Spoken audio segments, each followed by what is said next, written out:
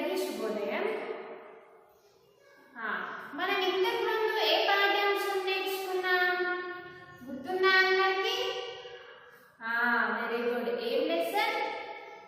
విశేషణములు, అవ్యయములు, క్రియలు అనే పాఠ్యాంశం గురించి నేర్చుకున్నాం కదా. దాని గురించి ఫ్రెండ్ కూడా రాయించాలి. మీరేం చేయాలి? ఆ లెసన్ ని పూర్తిగా ఫ్రెండ్ నోట్ లో రాయాలి. ఓకేనా? అలానే హోంవర్క్ కూడా ఇచ్చిన కదా, దాన్ని కూడా కంప్లీట్ చేయాలి. ఓకేనా? మనం దాని గురించి ఒకసారి చూద్దాం. మనకి విశేషణములు, అవ్యయములు, క్రియలు లెసన్ లో ఏమొస్తున్నాయి? భాష భాగాలు అనే టాపిక్ వచ్చింది కదా. భాష భాగాలు ఎన్నున్నాయి? 5 ఉన్నాయి. ఏంటవి? నామవాచకం, సర్వనామము, విశేషణము, అవ్యయము అండ్ క్రియ. ఈ 5 అంశాల గురించి నేర్చుకున్నాం కదా. తర్వాత ఏం నేర్చుకున్నాం? కాలాలు. కాలాలు ఎన్ని రకాలు మరి? కాలాలు 3 రకాలు. ఏంటవి? భూతకాలం, వర్తమాన కాలం, భవిష్యత్ కాలం. ఈ 3 కాలాల గురించి నేర్చుకున్నాం. అంటే కాలాలను ఏ విధంగా ఉపయోగించాలో నేర్చుకున్నాం కదా. ఇప్పుడు ఏం చేద్దాం?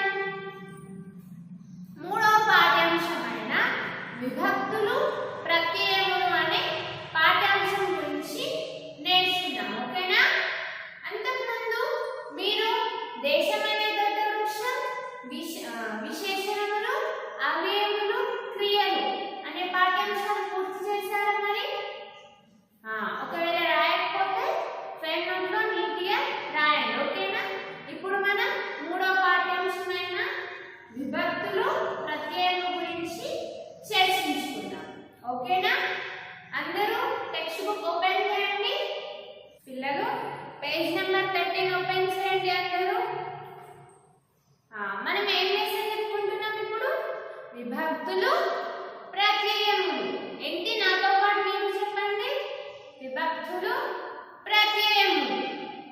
ఓకేనా?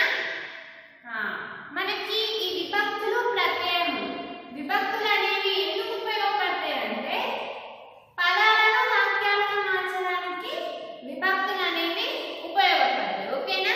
మనకి పుస్తకంలో ఇచ్చిర్రు. ఎన్నున్నాయి మొత్తం విభక్తులు? లెక్క పెట్టండి. 1 2 3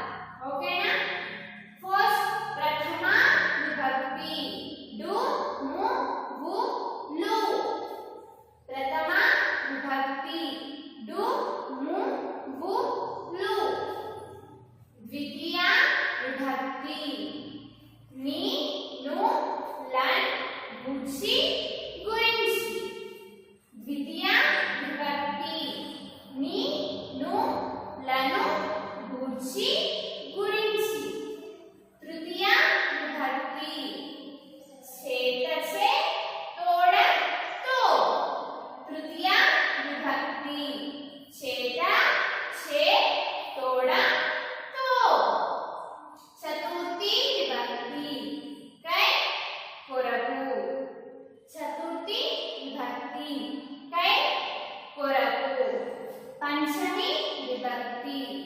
వలన కంటే పట్టి పంచమి విభక్తి. వలన కంటే పట్టి షష్ఠి విభక్తి. హి కు యొక్క లో లోపల షష్ఠి విభక్తి. హి కు యొక్క లో లోపల సప్తమి విభక్తి. అందు నా సప్తమి విభక్తి. అందు నా సంబోధన ప్రథమ విభక్తి. ఓ ఓరి ఓయి ఓసి సంబోధన ప్రథమ విభక్తి. ఓ ఓరి ఓయి ఓసి. ఓకేనా? మీరేం చేయాలి? వీటన్నింటినీ నేర్చుకోవాలి. ఓకేనా? ఇది చూడండి, మీరు ఈజీగా ఎలా గుర్తుపెట్టుకోవాలి? దుమ్ములు నిన్ను లను గూర్చి గురించి చేతచే తోడతో కై కొరకు వలన కంటే పట్టి కీకు యొక్క లో లోపల అందు నా ఓ ఓరి ఓయి ఓసి. ఈ విధంగా గుర్తుపెట్టాలి. ఓకేనా? వీటి తర్వాత ఏముంది చూడండి. మనకి విభక్తులు పదములను వాక్యాలుగా మార్చడానికి సహాయపడతాయి. చెప్పుకున్నాం కదా మనం ఇంతకు ముందు. చూస్తున్నారా? Page number 13. విభక్తులు పదములను వాక్యాలుగా మార్చడానికి సహాయపడతాయి. ప్రథమ విభక్తి ప్రత్యయములు సంస్కృత శబ్దాలను తెలుగు పదాలుగా మార్చడానికి పనికి వస్తాయి. చూస్తున్నారా? ప్రథమ విభక్తి ప్రత్యయములు ఏంటి? డు ము గు లు. ఇవి ఏ విధంగా ఉపయోగపడతాయంట? సంస్కృత పదాలను లేదా శబ్దాలను తెలుగు పదాలుగా మార్చడానికి ఉపయోగపడతాయి. అంటే ఇప్పుడు సంస్కృత పదాలు ఏమున్నాయి ఇక్కడ? రామః, వృక్షః, గో, దేను. ఇక్కడ డాట్స్ కనిపిస్తున్నాయి కదా. రామః, వృక్షః, గోవు, దేనువు కనిపిస్తున్నాయా ఇవి? ఇప్పుడు మనం వీటిని ఏం చేయాలి అంటే, ఇది సంస్కృత పదాలు కదా, వీటిని మనం తెలుగు పదాలుగా మార్చాలి. ఓకేనా? సంస్కృత శబ్దాలను తెలుగు పదాలుగా మార్చడానికి ఏం ఉపయోగపడతాయంట? ప్రథమ విభక్తి ప్రత్యయం. ఓకేనా? ఒకసారి బోర్డు చూడండి. ఇవన్నీ సంస్కృత పదాలు, సంస్కృత శబ్దాలు. రామః, వృక్షః, గో, దేనువు. మనకి ఇక్కడ ఇవి వచ్చినాయి కదా. ఇవన్నీ సంస్కృత పదాలు. వీటిని మనం తెలుగు పదాలుగా మార్చాలంటే